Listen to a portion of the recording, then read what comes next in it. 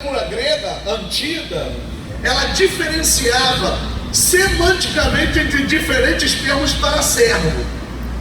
Enquanto um hiperete, que é servo, foi originalmente extraído dos assuntos militares e geralmente entendido como um assistente ou assistente, ele era um assistente também da sinagoga, era ele que pegava o rolo, entregava ao oficial os pergaminhos. Também tem a ideia do hiperete ser aquela pessoa que estava lá no remador, no parte mais funda. Eu observei isso no dicionário. Mas no Novo Testamento a ideia não é de uma pessoa que está lá no remo, mas a ideia de um assistente, de alguém que está disposto a assistir. Porque o português é uma língua muito complicada, porque assistir dá a ideia de assistir porque eu estou vendo, e assistir dá a ideia de que eu estou contribuindo com alguém, ajudando essa pessoa. Então o assistente aqui é aquela pessoa que serve, que está disposta a cooperar. Então esse é o hiperetes, é aquele que está pronto a servir, não por interesse, não por alguma obra em troca. Eu tive um obreiro lá na igreja que ele falou para uma pessoa que iria fazer o púlpito porque eu ia consagrar. Ele é diácono, quer dizer, ele estava fazendo uma obra na igreja esperando o diaconato. Não, nós temos que fazer sem se preocupar com o retorno que nós teremos. O retorno precisa vir de Deus, é Ele que é o galardoador de todas as coisas. E a função de um diácono não estava muito distante e entendida como sendo um servo esperando para servir, ou como um mensageiro. Então, o diácono e o hiperete, eles estão para servir. O apóstolo Paulo usa essa palavra hiperete uma única vez, que é aqui em 1 Coríntios capítulo 4. Quando tinha um autor aqui no Rio, na PUC, ele é inglês, Barclay, o nome dele é Barclay. Ele deu uma palestra, Barclay. Ele deu uma palestra na PUC, eu estava. E eu perguntei para ele, né? Quando a gente está novo estudando assim, a gente fica todo empolgado. Eu estudando inglês para fazer a prova no inglês, eu mandei o inglês lá para ele, mas depois não entendi nada. Aí tive que parar até ali. Aí eu perguntei para ele, olha, em 1 Coríntios capítulo 4, versículo 1, Paulo usa a palavra para ministro, hiperete.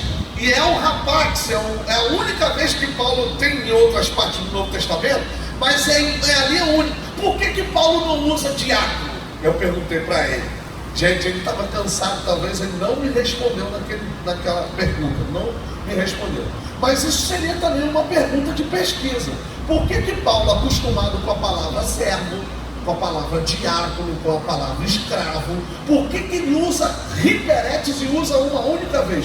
Então tem algum sentido, porque também está ligado, olha o que diz a Bíblia, ministro e dispenseiro, ou seja, eu sou alguém que realmente contribui para a obra de Jesus. Então que os homens nos considerem como ministro e dispenseiro. Ele está tentando colocar ali, para poder vocês verem a palavra. A palavra é aquela ali que está ali onde está escrito a concordância de Strong, aí hiperetes embaixo, a palavra original, hiperetes, ali está no singular. As pessoas leem uperete, chega a dar dor no ouvido quando eu escuto falar uperete, não é hiperete.